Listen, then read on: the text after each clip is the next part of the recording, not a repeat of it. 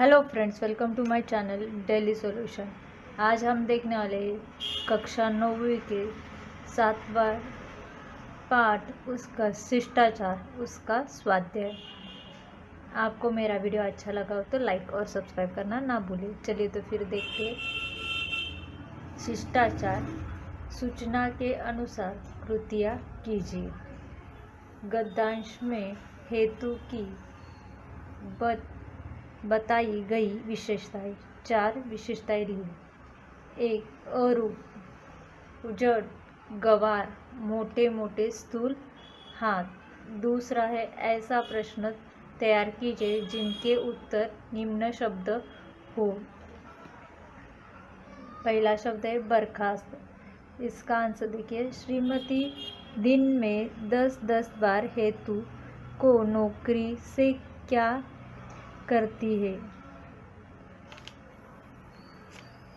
दूसरा है हेतु किसकी पीठ मजबूत थी। कारण लिखिए। राम गोपाल जी की नौकरों की खोज शिथिल हुई। हेतु अपनी मालकिन का गुस्सा चुपचाप सह लेता था। इससे धीरे धीरे घर का माहौल सामान्य होने लगा और हेतु को काम करते करते दिन बीतने लगे। उसके बाद है हेतु की तनख्वाह से कटौती होती। कारण लिखिए।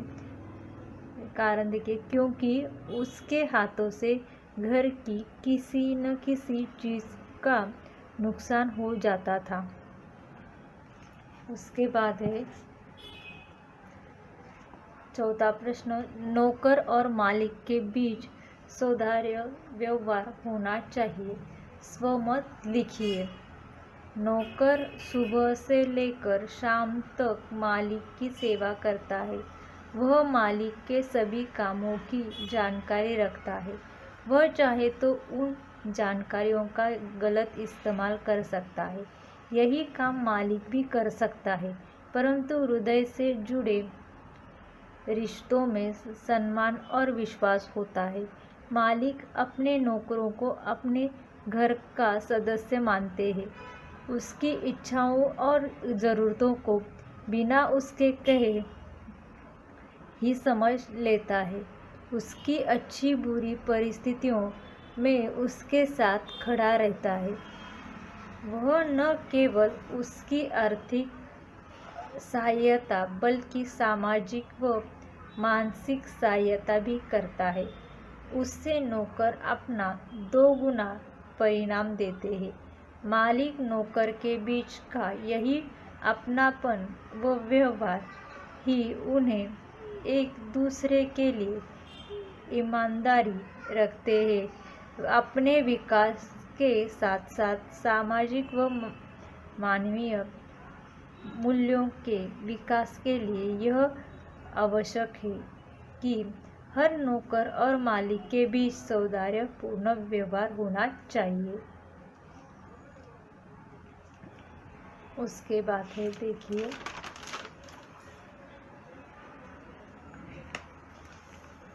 पाठ के आंगन में। सूचना के अनुसार कृतियाँ पूर्ण कीजिए। क संजाल। इसमें है श्रीमती की विशेषताएं। 4 विशेषताएं लिखनी। तो देखिए, पहली है श्रीमती जी का व्यवहार नौकरों के साथ नौकरों वाला था। दूसरा, जब उन्हें पतिदेव पर गुस्सा आता तो अंग्रेजी में बात करती। तीसरा, जब उन्हें नौकरों पर गुस्सा आता तो गालियों में बात करती थी।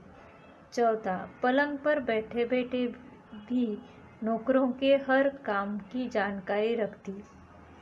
उसके बाद है विधान के सामने दी गई चौखट में सत्य असत्य लिखिए। पहला है अलग दिन श्रीमती ने अपना ट्रंक खोलकर अपनी चीज़ों की पड़ताल शुरू की। सत्य। दूसरा, सहसा हेतु की आंखों में आंसू आ गए। सत्य। श्रीमती के नौकरों के बारे में विचार। झूठे, गलीज, लंपट, उसके बाद है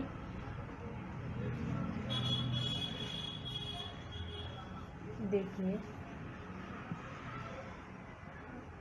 पाठ से आगे, मानवता की श्रेष्ठ धर्म है, विचार को अपने शब्दों में स्पष्ट कीजिए। उसका आंसर देखिए, ईश्वर ने सबसे उत्तम रचना मानव की बनाई है। मानव को सर्वोच्च पद दिया है। मानव के गुणों से उसे सर्वोच्च पद प्राप्त हुआ है।